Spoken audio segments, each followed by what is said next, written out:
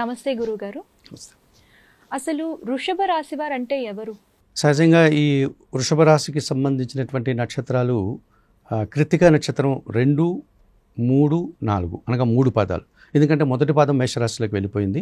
ఆ కారణం చేత 2, 3, 4 ఈ 3 పాదాల వారు, రోహిణీ నక్షత్రం 1, 2, 3, 4 పాదాల వారు, మృగశిర నక్షత్రం 1, 2 పాదాల వారు, వీరందరూ కూడా వృషభ రాశికి సంబంధించిన వారు. అలాగే సౌరమానాన్ని అనుసరించి వృషభ మాసంలో జన్మించిన వారందరూ వృషభ రాశికి సంబంధించిన వారే. నామ నక్షత్రాలను అనుసరించి ఈ మనం ఏదైతే ఇదివరకు కృత్తిక నక్షత్రం 2, 3, 4, రోహిణీ నక్షత్రం 1, 2, 3, 4, మృగశిర నక్షత్రం 1, 2 ఈ నక్షత్ర పాదాల్లో జన్మించిన వారందరికీ కూడా వృషభ రాశి వారిగా మనం చెప్పుకోవచ్చు. ఈ వృషభ రాశి వారి ఫలితాలు ఎలా ఉండబోతున్నాయి? అంటే ఆదాయ వ్యయాలు ఈ సంవత్సరం ఎలా ఉండబోతున్నాయి? వృషభ రాశి వారికి ఈ సంవత్సరం చాలా బాగుందని చెప్పుకోవచ్చమ్మా. ఎందుకంటే వారికి ఈ సంవత్సరము ఆదాయం 11, వ్యయం 5, రాజ్యపూజ్యం 1, అవమానం 3గా చెప్పడం జరిగింది. ఈ రాశి వారికి అనుకూల గ్రహాలు ఏమిటి? వాటి ఫలితాలు ఏంటి?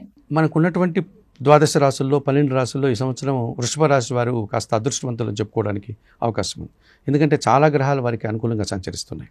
ప్రధానంగా మనము గురువును కనుక తీసుకుంటే వారికి జన్మరాశిలో గురువు సంచారం కొనసాగుతుంది. ఇప్పుడు మే 14 తర్వాత ఆయన ద్వితీయానికి వెళ్తాడు. అంటే జన్మరాశిలో సంచరించేటప్పుడు గురువు ఈయనకి మంచి చేస్తాడు. మరి ఆయన గురువు మే 14 తర్వాత మారి ద్వితీయంలోనికి వెళ్తాడు, మిథున రాశిలోకి. అది వృషభ రాశి వారికి ద్వితీయ భావం అయింది. అది మరింత శుభ ఫలితాలు రావడానికి అవకాశం ఉంటుంది. సో ఈ సంవత్సరం అంతా కూడా 100% గురువు వీరికి అనుకూలంగా ఉంది అని చెప్పుకోవచ్చు. సో వీరికి జన సంబంధాలు పెరుగుతాయి. వారు పనిచేసే ఉద్యోగంలో కావచ్చు, ఇతరత్ర వ్యాపారాల్లో కావచ్చు, కుటుంబంలో కావచ్చు. కనుక వీరికి మంచి వారి పరిచయం అధికమవుతుంది. వీరు చేసేటువంటి కార్యక్రమాలు విజయం సాధిస్తారు. తద్వారా వచ్చేటువంటి ఒక మంచి పేరు అనేటువంటిది విస్తరణ అవుతుంది, అంటే స్ప్రెడ్ అవుతుంది బాగా. ఆ రకంగా వీరికి ఆదాయం పెరుగుతుంది, మంచి పేరు ప్రఖ్యాతలు అవడానికి అవకాశం ఉంటుంది, కుటుంబ సౌఖ్యాన్ని అందుకోగలుగుతారు, సంతానం విషయంలో శుభవార్తలు వినేటువంటి అవకాశం ఉంటుంది, ఉద్యోగంలో నూతన ఉద్యోగాలు రావడం కానీ, ఉన్న ఉద్యోగంలో పదోన్నతులు కానీ తెచ్చుకోవడానికి అవకాశం ఉంటుంది. చాలా మంచి పేరు ప్రఖ్యాతులు, మంచి ఆరోగ్యము, మంచి ఆదాయము, ఈ రకంగా గురువు వీరికి పూర్తిగా ఈ సంవత్సరం అంతా ఉన్నారని చెప్పుకోవచ్చు ఈ మేషరాశి వారికి. అలాగే శని భగవానుడు కూడా మీనరాశిలోనికి రావడం వల్ల వృషభ రాశి వారికి అది 11వ భావం అయింది. అనగా లాభభావంలో శని భగవానుడు ఉంటే వీరు అనుకున్న కార్యక్రమాలన్నీ పూర్తి చేస్తారు. సహజంగా శని భగవానుడు అంటే మనం చిన్న చిన్న ఉద్యోగులు అని చెప్పుకున్నాం. ఈ చిన్న చిన్న ఉద్యోగులు ఎవరు? మన ఇంట్లో పనిచేసేటువంటి పనివారు, లేకపోతే మనం ఆఫీసులో పోయినప్పుడు మనకు అందుబాటులో ఉన్నటువంటి చిన్న ఉద్యోగులు, వీరి సహకారం కూడా పుష్కలంగా ఉంటుంది. అలాగే వ్యవసాయ రంగంలో ఏమైనా వీరికైనా సంబంధాలు ఉంటే ఆ వ్యవసాయ రంగంలో అధిక ఉత్పత్తులు, పంట ఉత్పత్తులు రావడానికి అవకాశం ఉంటుంది. అవి అధిక ధరలకు అమ్ముకోవడానికి అవకాశం ఉంటుంది. ఆ రకంగా మంచి ఫలితాలు రావడానికి కూడా అవకాశం ఉంటుంది. ఈ చిన్న చిన్న ఉద్యోగులుగా ఎవరైనా ఉంటే వృషభ రాశి వారికి అందరికీ ఉద్యోగ అవకాశాలు రావడానికి అవకాశం ఉంటుంది. లేదు ఉన్న ఉద్యోగంలో ఇంకొంచెం ప్రమోషన్లు రావడానికి అవకాశం ఉంటుంది. లేదా వ్యాపారంలో అయితే ఎక్కువ లాభాలు రావడానికి అవకాశం ఉంటుంది. ఈ రకంగా శని భగవానుడు వీరికి ఈ సంవత్సరం ఆరోగ్యాన్ని ఇస్తాడు, వృత్తి ఉద్యోగాల్లో పనిని ఇస్తాడు, వాటి తాలూకు ఫలితాన్ని ఇస్తాడు, మంచి పేరు ప్రఖ్యాతులు ఇవ్వడానికి ఎక్కువ అవకాశం ఉంటుంది. సో గురువు పూర్తిగా 100% అనుకూలంగా ఉన్నాడు, శని భగవానుడు వీరికి 100% అనుకూలంగా ఉన్నాడు. మరి మొన్నటి వరకు రాహు లాభములో ఉండేవారు మీనరాశిలో. ఆయన ఇప్పుడు కూడా మే 18 వరకు మీనరాశిలో ఉంటాడు, లాభస్థానంలో ఉంటాడు. ఆ తర్వాత దశమానికి వెళ్తాడు. సో లాభములో రాహు ఉన్నా మంచిదే, దశమభావంలో ఉన్నా మంచిదే. కనుక మీనరాశిలో ఉన్నటువంటి లాభరాహువు వీరికి మంచి చేస్తారు. కుంభరాశికి వెళ్ళినటువంటి ఆ దశమరాహు కూడా మంచి చేస్తారు.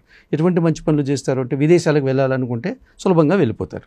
విదేశాల్లో ఉద్యోగాలు కానీ, చదువులు కానీ, నూతన వ్యక్తుల వల్ల లాభాలు పొందడం కానీ, నూతన వ్యాపారాలు ప్రారంభించడం కానీ, ఈ రకమైనటువంటి ఏదైనా ఒక కార్యక్రమం చేయాలంటే మనం ఈ పని సక్సెస్ అవుతుందో కాదో, దీనివల్ల మనం ఇబ్బందులు పడతామేమో, నష్టం వస్తుందేమో అన్నటువంటి ఒక రకమైనటువంటి డోలాయమానంగా మనం ఆలోచిస్తూ ఉంటాం, సంశయిస్తూ ఉంటాం.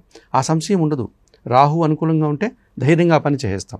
అంటే సంకల్ప బలం అంటాం కదా, ఆ సంకల్ప బలంతో రాహు వెంటనే ధైర్యంగా కార్యక్రమాన్ని మొదలు పెడతాడు. సో అలాంటివన్నీ కూడా వీళ్ళకి బాగా పుష్కలంగా ఈ సంవత్సరం గురువు అనుకూలంగా ఉన్నాడు 100%, శని భగవానుడు అనుకూలంగా ఉన్నాడు, రాహు అనుకూలంగా ఉన్నాడు. అలాగే వారికి వృషభ రాశికి అధిపతి అయినటువంటి శుక్రుడు కూడా అనుకూలంగా సంచరిస్తున్నాడు. కాకపోతే వారికి ఏదో ఒక్క గ్రహం తప్ప మిగతా అన్ని గ్రహాలు అనుకూలంగా ఉన్నాయి. వీరికి ప్రతికూల గ్రహాలు ఏమిటి? వాటి వల్ల వచ్చే ఫలితాలు ఏమిటి? ప్రతికూల గ్రహాలు అని చెప్పుకుంటే ఈ సంవత్సరం వారికి కుజుడు కొన్ని సందర్భాల్లో వారికి ప్రతికూలంగా సంచరిస్తున్నాడు. ఇప్పుడు వారికి వృషభ రాశి వారికి ద్వితీయ స్థానంలో కుజుడు ఉన్నాడు. కుజుడు ద్వితీయ స్థానంలో ఉంటే ఎవరినైనా ఒక సందర్భంలో వారు సహనాన్ని కోల్పి కఠినంగా మాట్లాడే అవకాశం ఉంటుంది. తద్వారా అపార్థాలు లేకపోతే అభిప్రాయ భేదాలు గొడవలు రావడానికి. సో అలాగే కొన్ని సందర్భాల్లో కుజుడు ప్రతికూలంగా లేకపోతే వాహన సమస్యలు కానీ భూ సమస్యలు కానీ రావడానికి అవకాశం. సో ఆయన ఒకడు కుజుడు కొంచెం ప్రతికూలంగా కొన్ని సందర్భాల్లో కొన్ని మాసాల్లో మాత్రమే ఉన్నాడు.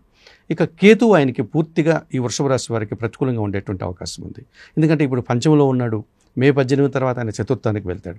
పంచమ స్థానంలో కేతువు ఉంటే ఆలోచనలు ఏవి కూడా అవి సహకరించినటువంటి పరిస్థితి ఉంటుంది. అలాగే సంతానం విషయంలో కొంత నిరాశను పొందాల్సి ఉంటుంది. చతుర్థ స్థానంలో కేతువు ఉంటే గన కుటుంబపరమైనటువంటి కొన్ని విషయాల్లో వీరు నిరాశను పొందాల్సిన పరిస్థితి ఉంటుంది. కుటుంబం కోసం ఎంత పని చేసినా కాస్త వీరు అనుకున్న ఫలితాలు పొందకుండా నిరాశతో కూడినటువంటి ఫలితాలను పొందాల్సి ఉంటుంది. సో కేతు ఒకడు వీరికి ప్రతికూలంగా ఈ సంవత్సరం ఉన్నాడు. ఆ కేతు దోషాన్ని పోవాలంటే నిత్య గణపతి ఆరాధన చేయండి, గణేశాష్టకం చదువుకోండి, గణపతికి రోజు కూడా ధూపము దీపము నైవేద్యాలతో పూజ చేయండి.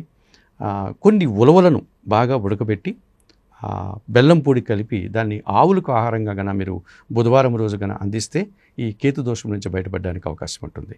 ఈ రకంగా కేతువుకు మాత్రం మీరు అనుకూలపరచుకోవడానికి మీరు పరిహారం చేసుకుంటే సరిపోతుంది ఈ సంవత్సరం. చాలా చక్కగా వివరించారు. ధన్యవాదాలు. నమస్కారం.